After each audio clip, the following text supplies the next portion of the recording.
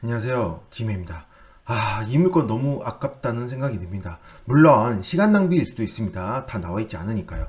자, 마포구 도화동에 있는 아파트입니다. 위치 먼저 보도록 하겠습니다. 자, 위치는 이곳에 위치하고 있습니다. 도원 현대 일자 아파트입니다. 자, 보다시피 공덕역, 마포역, 효창공원역 사이에 있고요. 여기를 보다시피 여기 원래 공항철도가 지상으로 다니다가 이제는 지하로 바뀌면서 전부 이게 공원길이 되었습니다. 굉장히 공원길이 이쁘죠. 제가 여러 번 가봤는데요. 굉장히 위치는 좋은 곳에 위치하고 있습니다. 여기에 지금 버스들도 많이 다니고요. 굉장히 좋습니다. 107동에 나와 있는 물건입니다. 위치는 좋습니다. 감정평가 금액은 11억 2,500만 원이고 한 번 유찰된 상태인데요. 이 물건의 가장 이제 문제점이 되는 부분이 바로 이 부분이 있습니다. 2011년도에 전입한 김씨가 있습니다.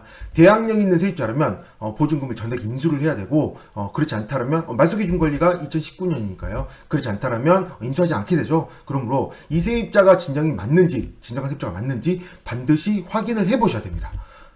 자, 이 물건 특이점은 보다시피 가압류가 4,200만 원이고 이 4,200만 원에 의한 강제경매입니다. 그러므로 이 물건은 시간 낭비일 수도 있다는 얘기를 하는 이유가 취하가 충분히 될 수도 있다는 얘기를 하는 거죠. 그렇다 하더라도 지금 보다시피 유찰이 되었습니다. 취하가 안 되고 유찰이 되었죠. 그리고 만약에 이때 낙찰이 되었다고 한다면 허가 결정과 이 잔금 납부 그 기일까지 지정이 되려고 한다면 한 4월 초, 아주 4월 극초반 정도면 잔금 납부 기일이 지정이 됐을 텐데, 만약에 그때까지 이 물건이 취하가 되지 않는다면 이때 낙찰을 못 받은 게 너무나 아쉬운 상황이 될 수도 있지 않았을까, 좀 그런 생각을 좀 해보게 됩니다. 물론 당연히 여기 있는 2011년도 전입자에 대해서는 확인을 해야 되겠죠. 자, 그런데 제가 일단은 실거래부터 먼저 확인해 봤습니다.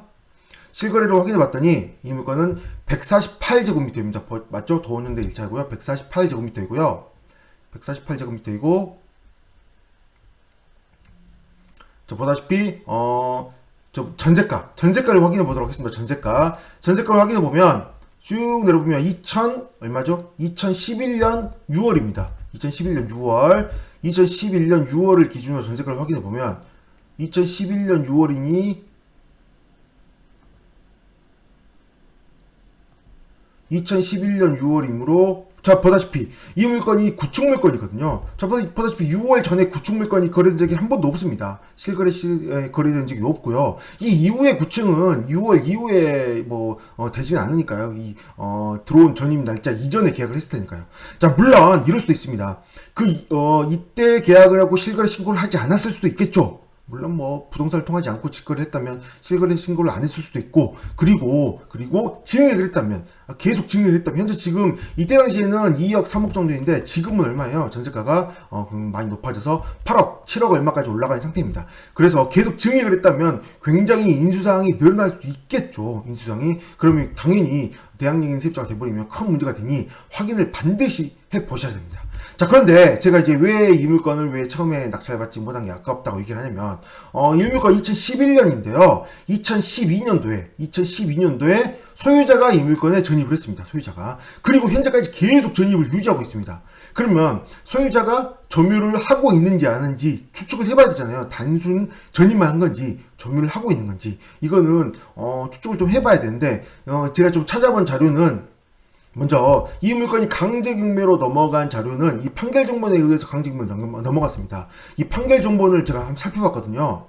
그래서 이런 판결정본을 봤더니, 자, 부당이득금에 의한 소송입니다. 그래서 원고 일부 승인데, 부당이득금은 결국은 어딘가를 점유를 하거나 사용하고 있음에 있어서 돈을 내지 않았으니 돈을 달라라고 주식회사 오땡땡에서 청구를 해서 이런 부당이득금 소송이 들어왔고, 이 부당이득금 소송 승소를 해서 돈을 받기 위해서 강제경매로 넘어간 거죠. 자, 이 문건 접수 송달 내역을 본다면 초반에 이 소송인데, 이건 경매문건이 아니라 방금 판결문의 문건의 내용입니다. 그래서 초반부를 봐보면 뒷부분도 내용이 많이 있지만 저는 이제 초반부만 봤으니까요.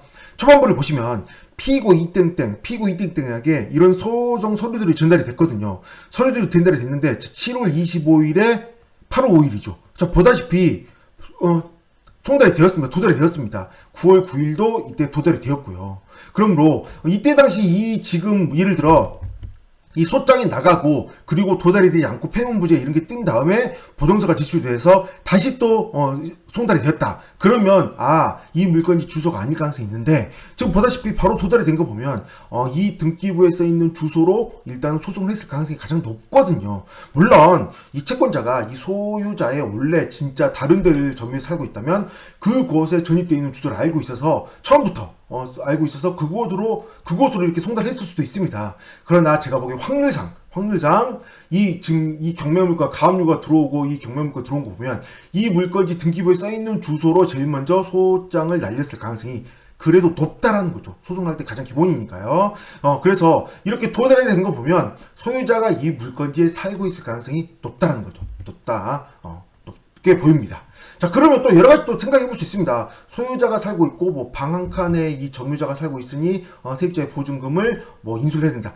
그것까지 가버리면 이제 한도 끝도 없습니다. 이거는, 이거를 입찰하실 분이 직접 조사를 해 보셔야 됩니다. 제가 뭐, 이거까지 다 조사를 해서 여기다가, 이거는 세입자가 맞고요. 세입자가 아니고요. 이런 얘기를 할 수는 없잖아요. 그러니, 이 물건에 정말 관심이 있으신 분들은, 직접 조사를 해보셔서 진짜 세입자가 아니다라는 걸 확실히 저는 추측만 했을 뿐이니까요. 확실히 알게 되었다면 그 물건을 입찰했다면 11억 2,500 입찰했다면 이 물건의 실거래 시세는 얼마예요? 자, 실거래 아까는 전세를 봤으니까 매매를 보겠습니다. 제일 마지막에 얼마예요? 14억 8천만 원입니다. 14억 8천이면 저 얼마 차이 나나요? 14억 8천이면 얼마 차이 나요? 이건 뭐 3억 6천?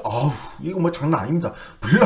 물론 채권 금액이 얼마 안 되니 취소가 될 수도 있습니다. 근데 알 수 없잖아요. 사람 이름 어떻게 알 수 있나요? 이거 이 강제경매 되다 보니까 강제경매는 취하는데 시간이 걸려서 소유자가 취하는데 좀 시간이 걸려서 잔금 납부기일 4월 초가 돼서 4월 초까지 혹시 취소가 되지 않는다면 바로 잔금 납부를 해서 소유자가 됐을 줄 어떻게 알아요? 알 수 없잖아요. 뭐 가보지 않은 길에 대해서 도전도 안 해보고 그냥 이거는 시간 낭비일 것 같네, 취해야 될 것 같네 라고 도전도 안 해보는 건 전 좀 아니라고 생각합니다.